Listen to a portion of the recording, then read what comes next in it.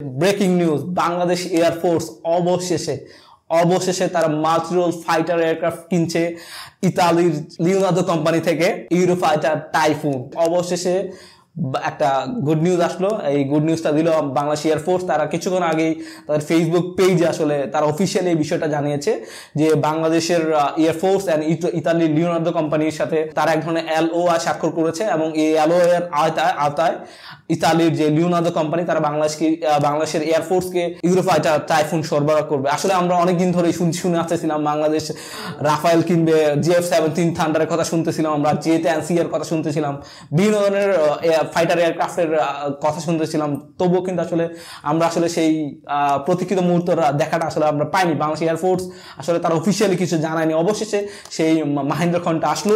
Bangladesh air force তারা অবশেষে Eurofighter typhoon acquire করছে, যেটা আমাদের জন্য অতীব প্রয়োজনীয়। আমাদের আকাশের সুরক্ষার জন্য, আমাদের দেশের জনগণের নিরাপত্তার জন্য আমাদের অতীব জরুরি কিছু ফাইটার এয়ারক্রাফট দরকার, যে ফাইটার এয়ারক্রাফট গুলো আমাদের আকাশকে সুরক্ষা দিবে, দেশের মানুষকে সুরক্ষা দিবে এবং প্রতিপক্ষ দেশের হুমকি মোকাবেলায় আমাদেরকে সাহায্য করবে। হয়তো প্রশ্ন থাকতে পারে বাংলাদেশ কয়টা ইউরোফাইটার টাইফুন কিনছে। বলা হচ্ছে 10 থেকে 12টা, সর্বোচ্চ আই থিঙ্ক 16টা ইউরোফাইটার টাইফুন আসতে পারে।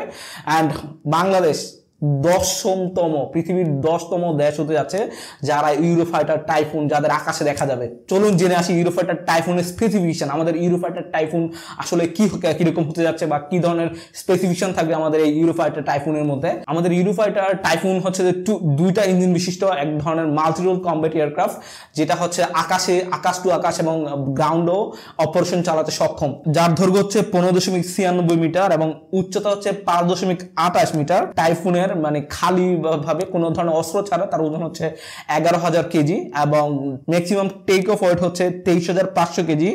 ম্যাক্সিমাম স্পিড মাক 2, যেটা যদি আমরা কিলোমিটার কনভার্ট করি সেটা 2,495 কিলোমিটার ঘন্টায়।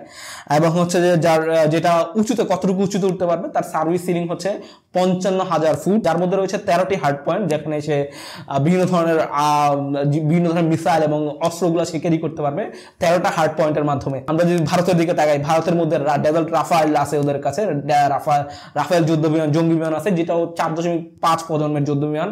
তার পাশাপাশি যেমন আমরা যে পাকিস্তানে দেখি তাদের মধ্যে জিএফ-17 থান্ডার আছে, জে-10C আছে, কিন্তু বাংলাদেশের সেই পুরনো মান্দাতার আমলের MiG-29 গুলো আছে, যেগুলো ভাঙ্গারের অবস্থায় বলতে গেলে অ্যাডভান্স বেশিরভাগ ওভার হলো এই সেই করতে অনেকগুলো গ্রাউন্ডেড থাকে, যার কারণে এগুলো যে যুদ্ধকালীন পরিস্থিতিতে কয়টা ওইভাবে ব্যবহার করা যাবে সেটার কোনো নিশ্চয়তা নেই। তবু আমি আশা করছি বাংলাদেশ ইউরোফাইটার টাইফুনের পাশাপাশি জিএফ-17 থান্ডারও নিবে। তার পাশাপাশি বাংলাদেশের বর্তমান পরিস্থিতিতে একটা পরীক্ষিত ফাইটার সেটা হইতে পারে জে-10C, যে চায়না থেকে। পৃথিবীতে বর্তমানে 9টি দেশ যারা ইউরোফাইটার টাইফুন ব্যবহার করছে। তাদের মধ্যে কিছু দেশ আছে যেমন যুক্তরাজ্য, জার্মানি, ইতালি, স্পেন এবং অস্ট্রিয়া।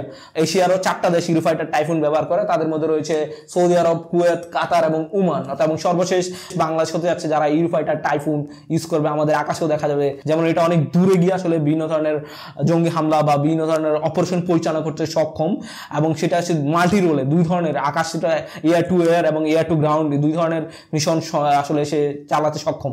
ইউরোফাইটার টাইফুন তার 13টা হার্ড পয়েন্টের মাধ্যমে এয়ার টু এয়ার মিসাইল যেমন AIM-120 মিসাইল, তারপরে ম্যাটেরো BVRM যে মিসাইলটা, AIM-132 মিসাইল অ্যান্ড IRIS-T মিসাইলও বহন করতে সক্ষম।